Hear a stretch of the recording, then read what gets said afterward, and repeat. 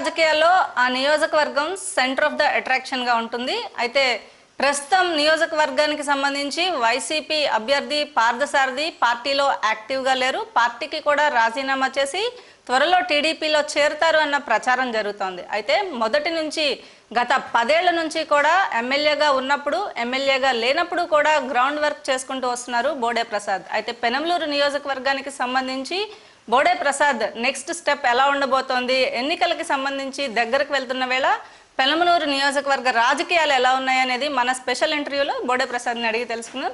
Sir నమస్తే sir.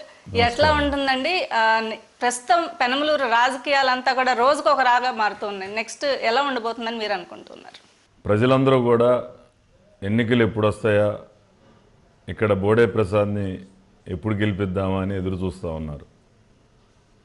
Ground లెవెల్లో మీరు వెళ్ళి ప్రజల్ని అడిగితే వాళ్ళే చెప్తారు.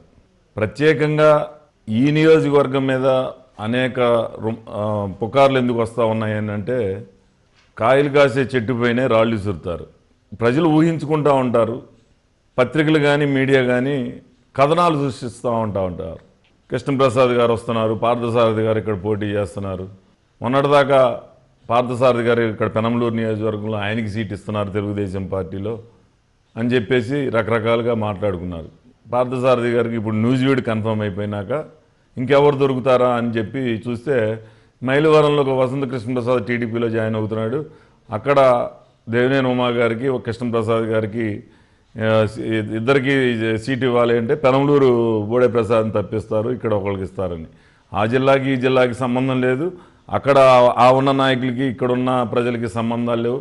ఇవన్నీ ప్రజలు ఊహించుకొని రకరకాలుగా మాట్లాడుకోవటమే. కానీ ఇక్కడికైతే చంద్రబాబు నాయుడు గారు క్లియర్గా నాతో ఒక మాట అన్నారు.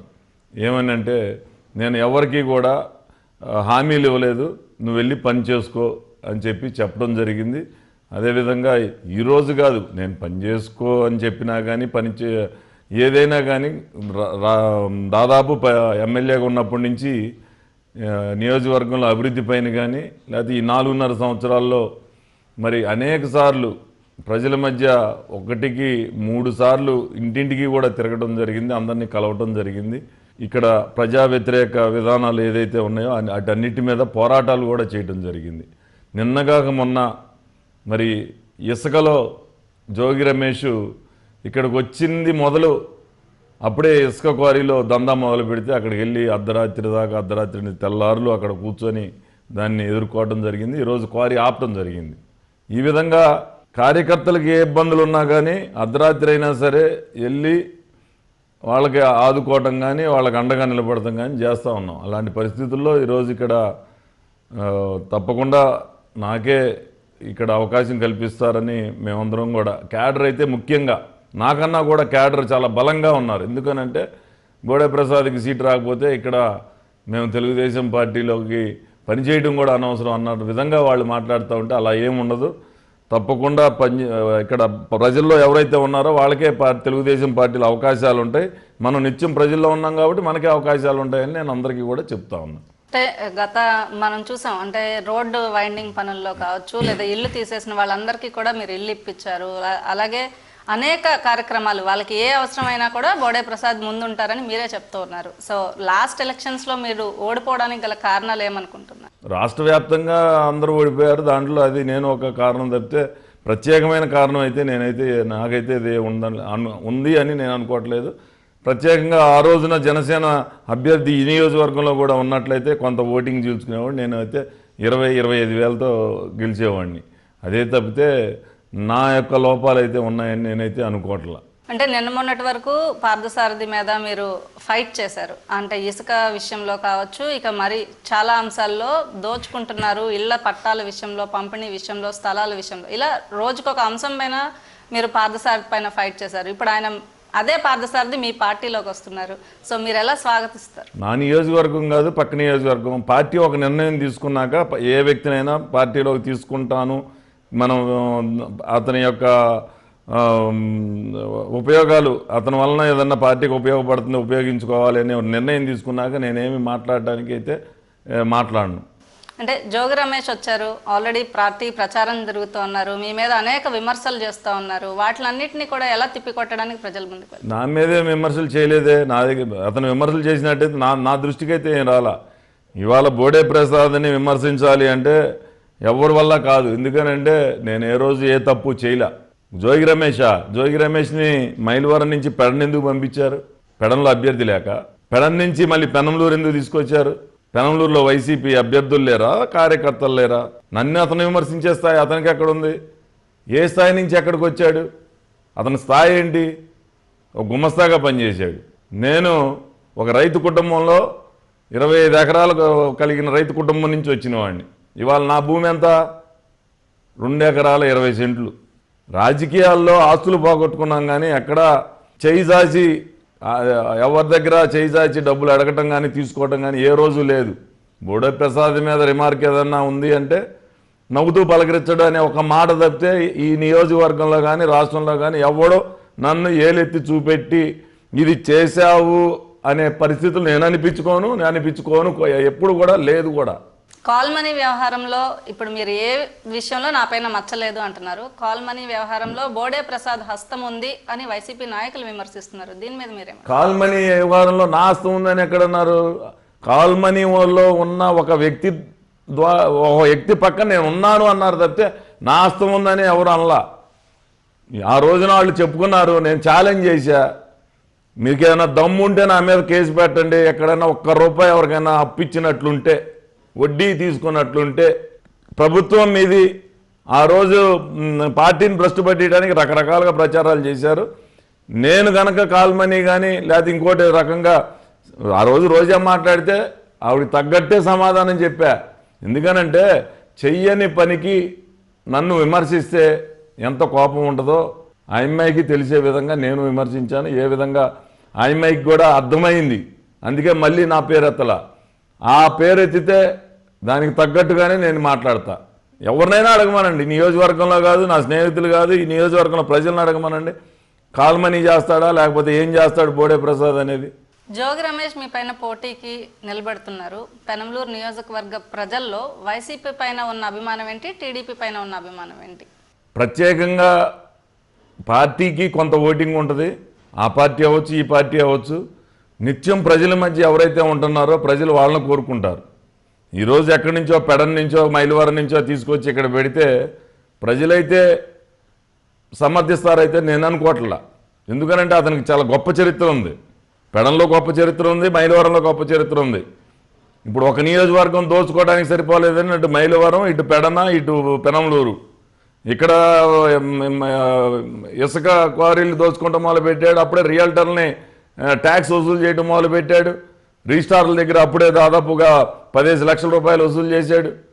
మళ్ళీ పెడంలో మైలవరంలో బూడి చెరువులు దోచుకుంటా ఉన్నాడు. పెడంలో చేపల చెరువులు తవ్వినా, రొయ్యల చెరువులు తవ్వినా ఇతనికి కప్పం కట్టంది చేయటానికి లేదు. ఇతను నీతివంతుడా? నన్ను విమర్శించా, ఏం విమర్శించాడు ఒక మాట చెప్పండి, నేను దానికి సమాధానం చెప్తాను. వైసీపీ నుంచి నవరత్నాలు ఏవైతే ప్రవేశపెట్టారో ప్రజలకి వైసీపీ పార్టీలో ఎవరిని నిలబెట్టినా కూడా ఖచ్చితంగా 175కి 175 గెలుస్తాము అని కాన్ఫిడెంట్గా చెప్తున్నారు. మీరు టీడీపీ నుంచి ఆ కాన్ఫిడెంట్ ఎందుకు ఇవ్వలేకపోతున్నారు? కాన్ఫిడెన్స్ ఎవరు ఇవ్వలేదు. ఇప్పుడు లాస్ట్ టైం నేను పోటీ చేసినప్పుడు నేను భారీ మెజార్టీతో గెలుస్తానని నమ్మకంతో నేను పోటీ చేశా. ఇవాళ జగన్మోహన్ రెడ్డి 175 గెలుస్తానని ఆ నమ్మకం వాళ్ళలో క్రియేట్ చేయకపోతే ఇవాళకి అభ్యర్థులు దొరకట్లా. ఇక్కడదంతే అక్కడదంతే ఇక్కడ అన్నట్టు ఒక నియోజకవర్గం నుంచి ఒక నియోజకవర్గానికి అభ్యర్థులు మార్చేసుకుంటున్నాడు. ఏదో బింకాలు అంటారు, బింకాలు పలకటం కాదు. తప్పకుండా రాబోయే తెలుగుదేశం పార్టీ అధికారంలోకి వీళ్ళు చేసిన పనులు ఎట్లా ఉన్నాయంటే దాదాపుగా 40-50 మందిని మార్చారు. ఇవాళ ఆ 40-50 మంది అభ్యర్థులు ఎందుకు మార్చారు? ఒక నియోజకవర్గంలో అవినీతి చేయటం, సగం వీళ్ళు దోచుకోవటం, సగం జగన్మోహన్ రెడ్డి కప్పం కట్టడం. ఇక్కడ బ్యాడ్ నేమ్ వచ్చింది. ఇంకో నియోజకవర్గంకి వెళ్తే ఈ జోగి రమేష్ ఎవడో తెలవదు. ఇక్కడ మళ్ళీ దోచుకొని మళ్ళీ కప్పం కట్టి మళ్ళీ దోచుకోవచ్చు. నియోజకవర్గాలన్నింటినీ భ్రష్టు పట్టియవచ్చు. ఈ నియోజకవర్గంలో అభివృద్ధి కార్యక్రమాలు ఏం చేశారు? ఈ ప్రభుత్వంలో టిట్కో గృహాలు నిర్మాణం చేస్తే సుమారుగా 2500 మంది ఉయ్యూరులో ఇల్లు కట్టించుకుంటే వాళ్ళకి అలాట్మెంట్ లేదు. యనమల కుదురు వంతెన నిర్మాణం 90% పూర్తి చేస్తే మేము దాని మీద పోరాటం చేస్తే దానికి మా మీద మళ్ళీ ఎవరైనా ఒక అభివృద్ధి కార్యక్రమం చేయమని ప్రతిపక్ష పార్టీగా ప్రజల తరపున అడిగితే పోటీగా ఎవరన్నా పోరాటం చేస్తారా? మీరెవరు అడగటానికి? మీరు ఎందుకు ఇక్కడ దీక్ష చేస్తున్నారు అని చెప్పేసి వాళ్ళు వచ్చి మమ్మల్ని బూతులు తిట్టడం.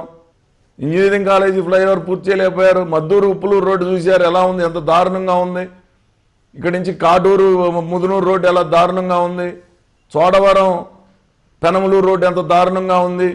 పెనమలూరుని పోరంకి నుంచి గంగూరు దాకా ఉన్న పంటకాల రోడ్డు సుమారుగా 6 కోట్ల రూపాయలు శాంక్షన్ చేసి అది ఎందుకు పూర్తి చేయలేకపోయారు? ఏంటి మీరు నవరత్నాలు చేస్తే సరిపోద్దా? నియోజకవర్గంలో అభివృద్ధి ఉండొద్దా? యువతకి ఉద్యోగాలు ఇవ్వరా? ఎక్కడ యువతకి ఏ ఉద్యోగాలు ఇచ్చారు? మీ కార్యకర్తలు కడుపు నింపుకోవడానికి మీలో నిరుద్యోగులు ఎవరైతే మీ పార్టీలో నిరుద్యోగులుగా ఉన్నారో పదవులు లేవో వాళ్ళకి వాలంటీర్స్ పదవులు ఇవ్వడానికి ప్రజలు కట్టిన పన్నులతో పార్టీ కార్యక్రమాలు చేసుకుంటారా? ప్రజలు కట్టిన సొమ్ములతో ప్రభుత్వ భవనాలకు రంగులు వేసుకుంటారా? ప్రజలు కట్టిన పన్నులతో ఇళ్లకు స్టిక్కర్లు వేసుకుంటారా? ప్రభుత్వం ప్రజలు పన్నులు చెల్లిస్తే రాష్ట్ర వ్యాప్తంగా ఉన్న ఫ్లెక్సీలన్నీ కూడా సిద్ధమని ఆ డబ్బులతో మీరు ఫ్లెక్సీలు కట్టుకుంటారా? ఏంటి మీరు ప్రజలకు మేలు చేసింది? ఆరోగ్యశ్రీ అన్నారు. ఏ హాస్పిటల్లో అన్నా నిరుపేద వెళ్తే చేస్తున్నారా? 25 లక్షల వరకు పెంచామన్నాడు. 25,000కి దిక్కు లేదు. అక్కడ వెళ్తే ఎవడన్నా ట్రీట్మెంట్ చేయడానికి ఎంతమంది రోజుకి 10 మంది ఫోన్ చేస్తారు హాస్పిటల్లో, అయ్యా చెప్పండి ఒక 50,000 బిల్లు అయింది, ఒక 5,000 తగ్గించమని చెప్పండి అని. మరి ఆరోగ్యశ్రీ నడిస్తే ఈ పరిస్థితి ఎందుకు ఉంటుంది? అంత దౌర్భాగ్య పరిస్థితుల్లో ఈరోజు ఈ ప్రభుత్వం ఉంది. ప్రభుత్వ ఉద్యోగులు తిడుతున్నారు, రైతులు తిడుతున్నారు. 5 సంవత్సరాల్లో రైతులు నేర్పించాడు. ఆర్టీసీ కార్మికుల్ని ఆర్టీసీ విలీనం చేసుకున్నారని వాళ్ళందరూ కూడా నష్టపోయారు. ఏ ఉద్యోగి ఎవరు ఇక్కడ ఈ రాష్ట్రంలో ఏ వ్యవస్థ సక్రమంగా నడిచింది? ఈ ప్రభుత్వం మళ్ళీ 175 సీట్లు రావడానికి ఈ రోజున నీకంటూ కొంత ఓటు బ్యాంక్ అలా ఉంది కాబట్టి ఏదో వస్తే నీకు ఒక 20-10 సీట్లు వస్తాయేమో, కానీ ఎట్టి పరిస్థితుల్లో తిరిగి దానికి ఉదాహరణ ఒకటే. మొన్న జరిగిన 4 ఎమ్మెల్సీ ఎన్నికల్లో ఘోర పరాజయం ఎందుకయ్యావు? 175 కొట్టేవాడివి 4 ఎమ్మెల్సీ సీట్లు ఎందుకు ఓడిపోయావు? సజ్జల రామకృష్ణారెడ్డి ఏం చెప్తాడు? చదువుకున్నాడు మాకెవరు ఓటేయరంట. అంటే ఏంటి? నీ ప్రభుత్వం గురించి చదువుకున్నాడికి అవగాహన ఉంది, చదువుకోలేనాడు మూర్ఖుడు నాకుంటాడు. ఇదేగా నువ్వు చెప్పేది? పేదలకు మంచి చేసింది ప్రభుత్వం ఏదైనా ఉంది అంటే అది జగన్మోహన్ రెడ్డి ప్రభుత్వం. ఎస్సీ, ఎస్టీ, బీసీ, మైనారిటీలకు పదవులు ఇచ్చే విషయంలో ఎక్కడా వెనుకడుగు వేయలేదు. టీడీపీ కేవలం తన సామాజిక వర్గం, తన చుట్టూ ఉన్న వారినే పెంచి పోషిస్తుంది అనే మాట అంటున్నారు. నిజంగా టీడీపీ పార్టీలో అటువంటి పరిస్థితి ఉంది? నేను అదే చెప్తున్నా. వైసీపీ పార్టీలో బీసీ, ఎస్సీ ఎవరైతే వీళ్ళకి నిరుద్యోగుల్లాగా అంటే పదవులు లేని నిరుద్యోగులు ఉన్నారే వాళ్ళకి కార్పొరేషన్ చైర్మన్లు. ప్రజలకి ఎక్కడ ₹1 కార్పొరేషన్లో నిధులు కేటాయించలేదే. తెలుగుదేశం పార్టీ ఉండగా అలా ఉందా? నేను చెప్తాను, ఎస్సీ, ఎస్టీ సబ్ ప్లాన్ కింద ఈ నియోజకవర్గంలో దళితులు ఉండే ప్రాంతాలు ఎన్ని ప్రాంతాలు అభివృద్ధి చేశానో కంఠోపాఠంగా చెప్పగలను. మీరు చెప్పగలరా? ఆదరణ పథకం కింద వస్తువులు వస్తే, పనిముట్లు వస్తే మరి నువ్వెందుకు వాటిని డిస్ట్రిబ్యూట్ చేయలేదు? ఈరోజు అవన్నీ కూడా తుప్పు పెట్టేటి గోడౌన్లో మూలుగుతూ ఉన్నాయే. టిట్కో గృహాలు 90% నిర్మాణం పూర్తి చేస్తే వాటిని ఎందుకు పూర్తి చేయలేదు? ఈ రోజు పాములు, గుడ్ల గోపులు కాపురాలు చేస్తున్నాయే. అంటే ఎందుకు కంప్లీట్ చేసిన వాటిని నెక్స్ట్ ఇప్పుడు మీరు అధికారంలో లేకపోయినప్పటికీ కూడా వాటిని పేదలకు అందించే సహాయ సహకారాలు మీరు ఎందుకు ఇవ్వలేకపోయారు? ఈ ప్రభుత్వం నుంచి సహకారం లేదు అనేది ఒక పాయింట్ అయితే, మిగిలిన పేద ప్రజలకు మీరు చేసిన సహాయ సహకారాలన్నీ కూడా వేస్ట్ అయిపోయినట్లే అని అనుకుంటున్నారు ప్రజలు. ఇప్పుడు అక్కడ కట్టించిన ఇళ్ళే. మేము అందుకే భరోసా ఇస్తున్నాం. రాబోయే సంవత్సర కాలంలో తెలుగుదేశం పార్టీ రాబోయే తథ్యం 1 సంవత్సర కాలంలో ఏదైతే ఇక్కడ అభివృద్ధి కార్యక్రమాలు అవ్వచ్చు, సంక్షేమ కార్యక్రమాలు అవ్వచ్చు, ఇప్పుడు టిట్కో గృహాలు అవ్వచ్చు, లేకపోతే ఇంక ఏదైనా ఆగిపోయినవన్నీ కూడా గాడిలో పెడతాం. ప్రభుత్వంలో ఈ రాష్ట్రంలో పరిశ్రమలు కానీ కంపెనీలు కానీ వచ్చే విధంగా చేసి నిరుద్యోగం అనేది లేకుండా చేస్తాం. ఇవన్నీ కూడా ఆదాయాన్ని సృష్టించాలి, సంక్షేమ కార్యక్రమాలు అమలు చేయాలి. నువ్వు అప్పులు చేసి సంక్షేమ కార్యక్రమాలు చేసి సగానికి సగం దోచుకుంటా ఉన్నవే. ఈరోజు సుప్రీంకోర్టు కానీ ట్రిబ్యునల్ కానీ లేకపోతే ఎన్విరాన్మెంట్ క్లియరెన్స్ లేకుండా ఇష్టం వచ్చినట్లు దోచుకున్నారే. నేను మొన్న అక్కడ జోగి రమేష్ వ్యక్తులు అక్కడ ఇసుక తవ్వుతున్నారని చెప్పి అర్ధరాత్రి అక్కడికి వెళ్తే ఒక పక్క ఎవరో రెడ్డి గారు బై ప్రొక్లైనర్స్ అంట, ఒక పక్క జీసీకేసీ అంట, ఒక పక్క జోగి రమేష్ అంట, ఇష్టం వచ్చినట్టు తవ్వేసుకుంటా ఉన్నారు. నేను అనుకున్నాను జీసీకేసీ అనే వాళ్ళకి ప్రభుత్వం శాంక్షన్ చేసింది, వాళ్ళకి పర్మిషన్స్ ఇచ్చిందని అని అనుకుని ఒకవేళ మనం అగ్రెసివ్గా మీకు పర్మిషన్లు అయ్యి వాళ్ళు మీరు ఎందుకు తవ్వుతున్నారని అడిగితే మా మీద కేసులు పెడతారేమోనని ఆ పక్కనున్న 2 జోగి రమేష్ వెహికల్స్ పక్కన ఎవరో రెడ్డి గారి వెహికల్స్ ఉన్నాయని అంటే వీళ్ళ ఎవరు అనంటే వాళ్ళు పారిపోయారు. సరే జీసీకేసీ వాళ్ళని మీ దగ్గర పర్మిషన్ ఎక్కడ ఉందా, మీ పర్మిషన్ లెటర్లు ఇవ్వండి అంటే ప్రభుత్వంలో వాళ్ళు శాంక్షన్ లెటర్ ఇచ్చారు, పర్మిషన్ లెటర్ ఇచ్చారు. దాని తర్వాత వాళ్ళు ఏం చేయాలి, కలెక్టర్ కానీ లేకపోతే మైనింగ్ డిపార్ట్మెంట్ కానీ ప్రొసీడింగ్స్ ఇవ్వాలి. ఎక్కడా కూడా ఏ ప్రొసీడింగ్ లేదు, ఎన్విరాన్మెంట్ క్లియరెన్స్ లేదు. దాదాపు 4.5 సంవత్సరాల నుంచి అడ్డగోలుగా దోచుకున్నారు. వాళ్ళు మైనింగ్ బిల్లు ఇస్తున్నారేమో అనుకొని నేను ప్రభుత్వ మైనింగ్ బిల్లు ఏమో అనుకున్నా. తీరా చూస్తే అది జీసీకేసీకి సంబంధించిన రసీదు బుక్. ఎక్కడ మైనింగ్ బిల్లు కూడా ఇవ్వట్లా. నేను కలెక్టర్కి ఫోన్ చేశాను, పోలీస్ డిపార్ట్మెంట్కి ఫోన్ చేశాను, ఎంఆర్ఓకి ఫోన్ చేశాను, ఆర్డీఓకి ఫోన్ చేశాను, మైనింగ్ డిపార్ట్మెంట్కి ఫోన్ చేశాను. ఏ ఒక్క అధికారి కూడా వచ్చి సమాధానం కూడా చెప్పలేని పరిస్థితుల్లో ఈ విధంగా అడ్డగోలుగా దోచుకుంటా ఉన్నారు అని అంటే ఎంత దారుణ పరిస్థితులు ఈ రాష్ట్రంలో ఉన్నాయో నాకు అర్థమైంది.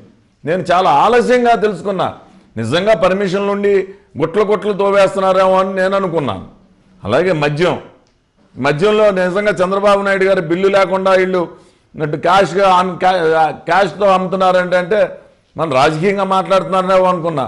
నిజంగా ఒక్కొక్క కుటుంబంలో ఎంతమంది చనిపోతున్నారంటే ముందు దాయిగా ప్రతి ఒక్కడు పెరాలసిస్ రావటమో, చనిపోవటం, లేకపోతే వికలాంగులు అవటమో, కల్తీ మద్యం అమ్మటం, డబ్బులు వసూలు చేయటం, ఏ విధంగా మద్యం కుంభకోణం, ఇసుక కుంభకోణం, ధాన్యం కుంభకోణం.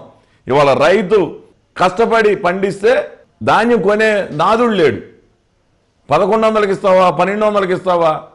అప్పులు చేసి పండిస్తే రైతు భరోసా కేంద్రాలని బడాయి కేంద్రాలు ఓపెన్ చేశారు. రైతు దోపిడీ కేంద్రాలుగా మార్చేశారు.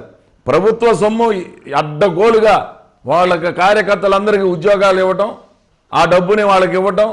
ఈరోజు రైతు ధాన్యం కొనుగోలు చేసేవాళ్ళు లేక 1100కి 1200 తెగనమ్ముకొని ఇంటికి వస్తూ ఉన్నాడు. ఈ విధంగా ప్రతి వ్యవస్థని భ్రష్టు పట్టించేశారు. ఇసుక విషయంలో మీరు చెప్తున్నారు, నేను వెళ్ళి పోరాటం చేశాను, అర్ధరాత్రి వెళ్తే అక్కడ కనీసం బిల్లులు రిసిప్ట్లు కూడా లేవు, పర్మిషన్ అనేది లేకుండా యథేచ్ఛగా సాగుతోందని. కానీ అదే జోగి రమేష్ ఇసుక అమ్ముకున్నాడు కాబట్టే పోయినసారి టీడీపీ అభ్యర్థి అయినటువంటి బోడే ప్రసాద్ని ఈ నియోజకవర్గం గెలిపించలేదు ప్రజలు, ఆయనే ఇసుక అమ్ముకున్నాడు, మేం కాదు అని చెప్పి డైరెక్ట్గా అడుగుతూ ఉన్నాడు. తెలుగుదేశం ప్రభుత్వంలో ఇసుక పాలసీ ఏంటి? ఉచిత ఇసుక విధానం. ఇంకా అక్కడ దోచుకునేది ఏముంటుంది?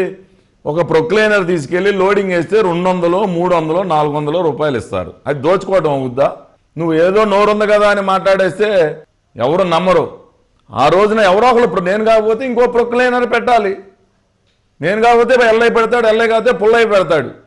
అక్కడికి వచ్చిన ట్రాక్టర్లో లారీలకు ఇసుక లోడ్ వేయాలి కదా, 200కో 300కో దారి వేయాలి, డ్రైవర్ ఖర్చులు ఇవ్వాలి, ఎన్ని చేస్తే ఒక 100 రూపాయల కూలో మిగిలేది ఉంటుంది అని వ్యాపార పరంగా పెట్టుకుంటారు. దాన్ని దోచుకున్నట్టు అంటారా? ఇంత అడ్డగోలుగా, నీ అంత అడ్డగోలుగా ఎవడన్నా చేసినవాడు ఉన్నాడా? ఏదో మాట్లాడాలి కాబట్టి, ఏం దొరకలేదు కాబట్టి. అయినా నేను నిజాయితీగా చెప్తున్నా, నేనే ప్రొక్లైనర్లు పెట్టుకున్నా. ఆ రోజున ట్రాక్టర్లకు కానీ 1300 రూపాయలు అంటే ట్రాక్టర్ కిరాయి 700 1000 ఉంటే 300 రూపాయలు లోడింగ్ ఉండేది, 200 లోడింగ్ ఉండేది. ఆ 100 రూపాయలు కూలి తీసుకునేవాళ్ళం. అది దోచుకోవటం అంటారా? ఇక్కడ కాకపోతే ఇంకోసారి కాంట్రాక్ట్ చేసుకుంటాం. ఏదో మాట్లాడాలని మాట్లాడేస్తే వాళ్ళ అమాయకంగా చెవులో పూలు పెట్టుకుని ప్రజలు ఎవరూ లేరు. ప్రజలందరికీ తెలుసు బోడే ప్రసాద్ ఏంటో, జోగి రమేష్ ఏంటో, ఇంకొకళ్ళు ఏంటో అందరూ గమనిస్తూ ఉంటారు. ఖచ్చితంగా నాకే సీటు ఇస్తారు, ఇక్కడ అసెంబ్లీలో ఎన్నికల్లో పోటీ చేసేది నేనే అని మీరు చెప్తూ ఉన్నారు. ఒకవేళ అధిష్టానం ఎటువంటి మార్పులైనా చేసినట్లయితే మీ రియాక్షన్ కానీ మీ సహకారం ఎలా ఉంటుంది? ఎటువంటి మార్పులు చేయరు. ఎందుకు చేయరు అని అంటే, ప్రజల్లో ఎవరు కోరుకుంటే వాళ్ళకే చంద్రబాబు నాయుడు గారు అవకాశం ఇస్తారు. నేను పని చేయకుండా ఇంట్లో కూర్చొని బోడే ప్రసాద్కి సీటు కావాలి, నేను గెలుస్తాను అని చంద్రబాబు నాయుడు గారి దగ్గరికి వెళ్తే చంద్రబాబు నాయుడు గారు నాకు సీట్ ఇస్తారా? నేను ఓడిపోతే చంద్రబాబు నాయుడు గారు ముఖ్యమంత్రి అవుతారా? నా ఆలోచనలు కూడా అలాగే ఉంటాయి. నేను 4.5 సంవత్సరాల నుంచి కష్టపడి పనిచేసి ప్రజల మధ్య ఉండి ప్రజలు నన్ను కోరుకోవాలి, నన్ను కోరుకుంటే చంద్రబాబు నాయుడు గారు నాకు సీట్ ఇస్తారు, నేను మళ్ళీ ఎమ్మెల్యే అవ్వాలి, మళ్ళీ ఈ నియోజకవర్గంలో గతంలో ఏ విధంగా అభివృద్ధి పరిగెత్తించామో అదే విధంగా అభివృద్ధి పరిగెత్తిస్తామని.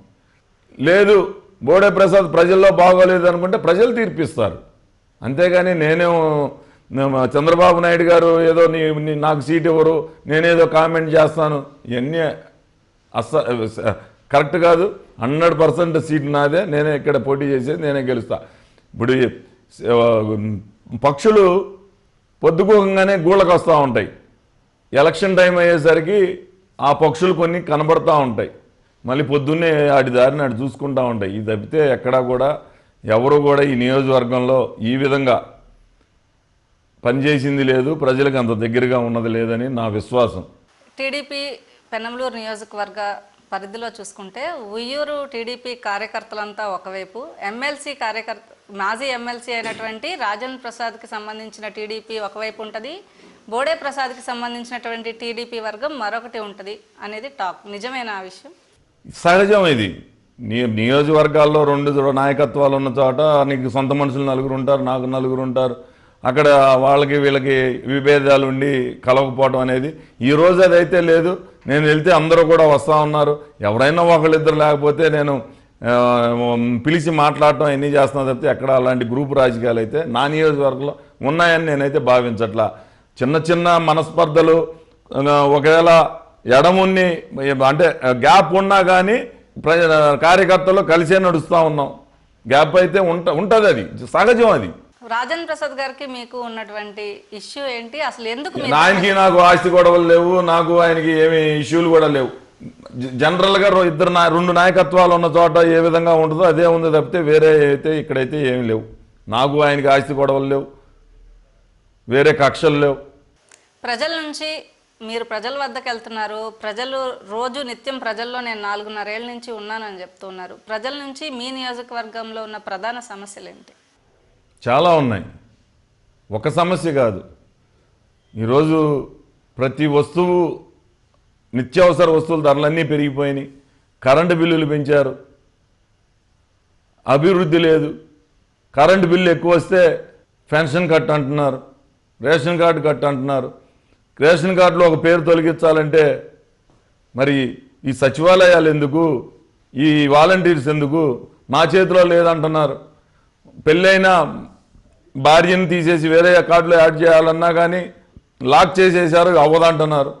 ఒక ప్రాబ్లం కాదు, ఈ రోజున చాలా ప్రాబ్లమ్స్ ఉన్నాయి. అవి చెప్పాలి అంటే 1 గంట కాదు, నియోజకవర్గం మొత్తం తిరిగితే మీకు 100 ప్రాబ్లమ్స్ మీకు చూపిస్తాం.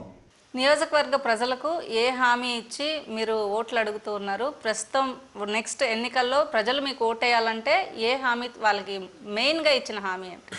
నేను ప్రత్యేకంగా ఏ హామీలు ఇవ్వవసరం లేదు.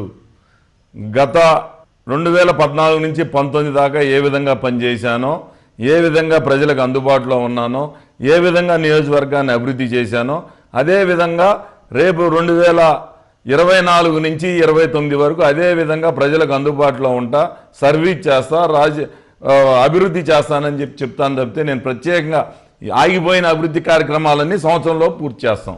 జనసేన టీడీపీ 2 కూడా ప్రస్తుతం అలయన్స్లో వెళ్తూ ఉన్నాయి. జనసేన కార్యకర్తల నుంచి మీ నియోజకవర్గంలో మీకున్న సపోర్ట్? చాలా మంచి కోఆర్డినేషన్ ఉంది, దాంట్లో ఎక్కడా కూడా విభేదాలు లేవు. ఎక్కడన్నా 1-6 కుటుంబంలోనే ఉంటాయి, అలాంటివి ఏమైనా ఉంటే సరి చేసుకుని ముందుకెళ్తాం. ఈరోజు చాలా ఉత్సాహంగా పవన్ కళ్యాణ్ గారి అభిమానులు కూడా ఈ రోజున తెలుగుదేశం పార్టీ జనసేన కలిసి ప్రభుత్వాన్ని ఏర్పాటు చేయాలనే ఒక పట్టుదల వాళ్ళ కార్యకర్తల్లో కూడా చాలా చాలా కనిపిస్తూ ఉంది. ఇది ఈ తెలుగుదేశం పార్టీకి మరింత బలం చేకూరింది. తప్పకుండా భారీ మెజార్టీతో ఈ నియోజకవర్గంలో గెలుస్తామని ప్రగాఢమైన నమ్మకంతో ఉన్నాం.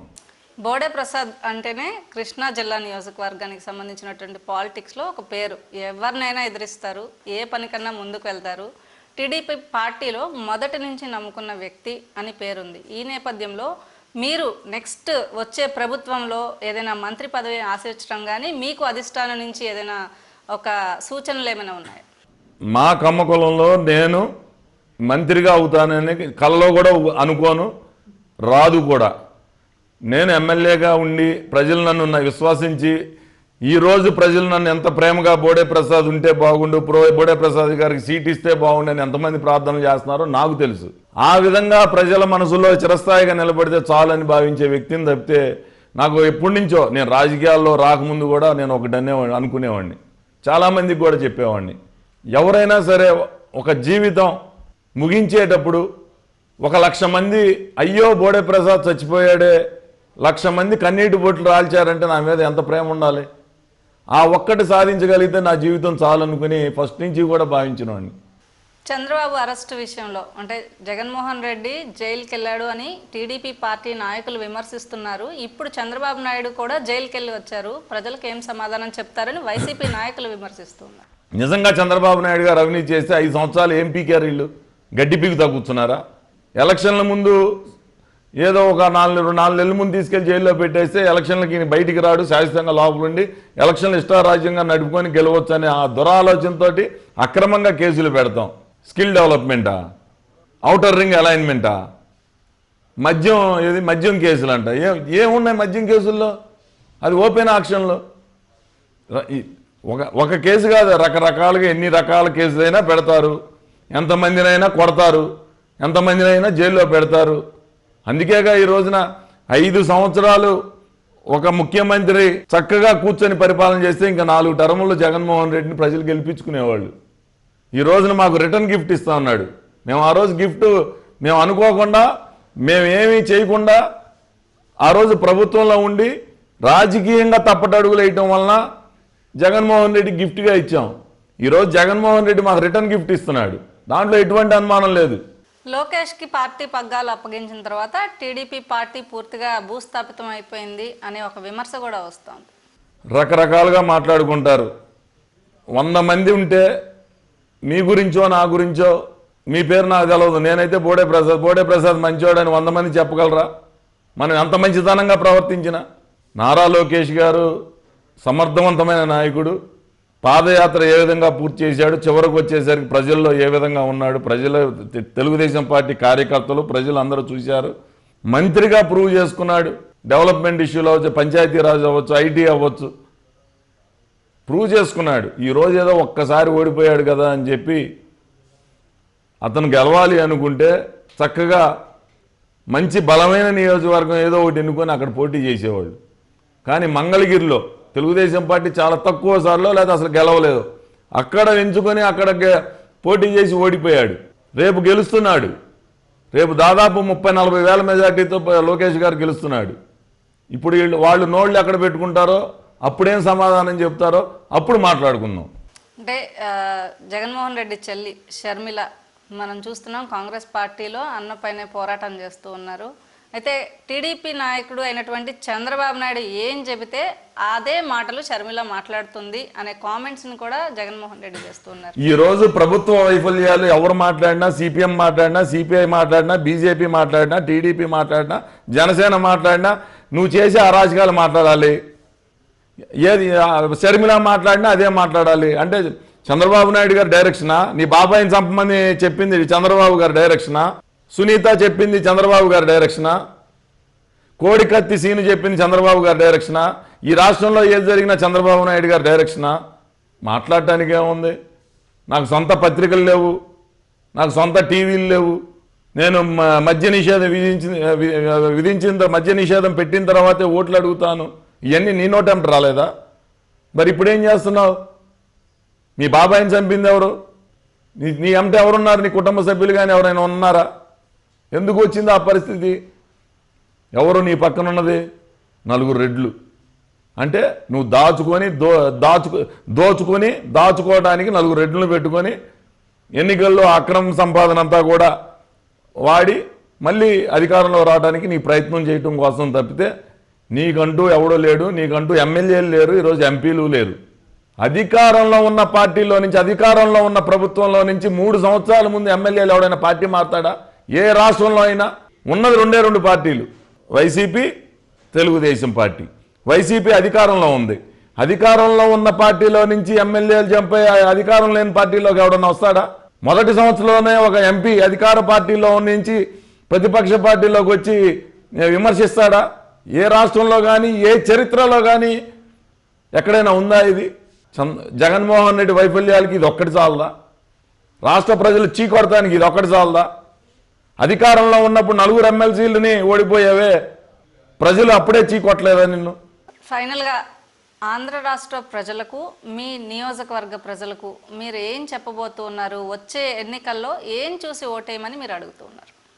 నేను ఒకటే అనుకుంటున్నా, చంద్రబాబు నాయుడు గారు హైదరాబాద్ రాష్ట్రం సమైక్యంగా ఉన్నప్పుడు ఏ విధంగా రాష్ట్రాన్ని అభివృద్ధి చేశారో అదేవిధంగా ఈ రాష్ట్రం ఆయన చేతుల్లో పెడితే అభివృద్ధి జరుగుద్ది అని ప్రజలందరూ భావిస్తూ ఉన్నారు. ఆయన చేతుల నుంచి సంక్షేమం కూడా కోరుకోవట్లా. కానీ ఒక పక్క సంక్షేమం అభివృద్ధి జరగాలి కాబట్టి ఈయన సంక్షేమ పథకాలు కూడా ప్రకటించడం జరిగింది.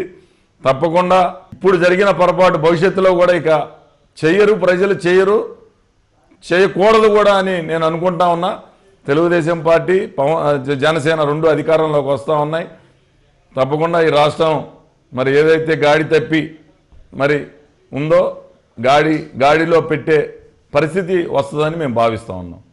రెడ్ బుక్ పేరుతోటి చంద్రబాబు నాయుడు, లోకేష్ ఏదైతే కామెంట్స్ చేశారో మీరు కూడా ఏమైనా లిస్ట్, ఎందుకంటే మీ నియోజకవర్గంలో కూడా చాలాసార్లు గొడవలు అవుతూ వచ్చాయి. సో రెడ్ బుక్ పేరులో కూడా మీరేమైనా కొన్ని రిఫర్ చేసిన నేమ్స్ ఏమైనా ఉన్నాయి? జనరల్గా అధికారులు కరేపాకు లాంటి వాళ్ళు. ఈరోజు వాళ్ళ మీదేం కక్ష తెచ్చుకుంటాం? అధికారంలో ఉన్న పార్టీకి వాళ్ళు పని చేయకపోతే బెదిరిస్తారు, లేకపోతే వేరే చోటకి చేస్తానంటారు, లేకపోతే డిపార్ట్మెంట్ మంచి సైడ్ ట్రాక్లో పడేస్తానంటారు. వాళ్ళు ఏం చేస్తారు? అయినా ఈరోజు అక్రమంగా కేసులు పెట్టిన వాళ్ళని, ఈరోజు రాష్ట్ర వ్యాప్తంగా నాయకులను ఇబ్బందులు పెట్టిన వాళ్ళని మాత్రం వదలరు. నా నియోజకవర్గంలో అంటారా, ఈ చిన్న అధికారుల మీద మనం ఏం చేస్తాం? వాళ్ళంతా వాళ్ళు చిన్న ఎంప్లాయీస్, ఎవరు అధికారంలో ఉంటే వాళ్ళకి పనిచేసేవాళ్ళు. అలా కూడా కాకుండా తీవ్రంగా అన్యాయం చేసి ఎవరినైనా మా వాళ్ళని హింస పెట్టిన వాళ్ళని అయితే ఒకళ్ళిద్దరు ఉంటే తప్పకుండా వాళ్ళ మీద ఏ విధంగా చర్యలు తీసుకోవాలో ఆ విధంగా చర్యలు తీసుకుంటాం.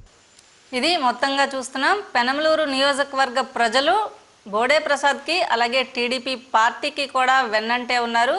నెక్స్ట్ వచ్చే ప్రభుత్వం ఆంధ్రప్రదేశ్లో టీడీపీ, జనసేన కలిసి ఏర్పాటు చేయబోతోంది. ప్రజలంతా కూడా సాదరంగా ఆహ్వానించడమే కాదు, ఎప్పుడు ఈ అరాచక పాలన నుంచి బయటపడతామని వెయిట్ చేస్తున్నామని స్పెషల్ ఇంటర్వ్యూలో బోడే ప్రసాద్ చెప్తూ ఉన్నారు.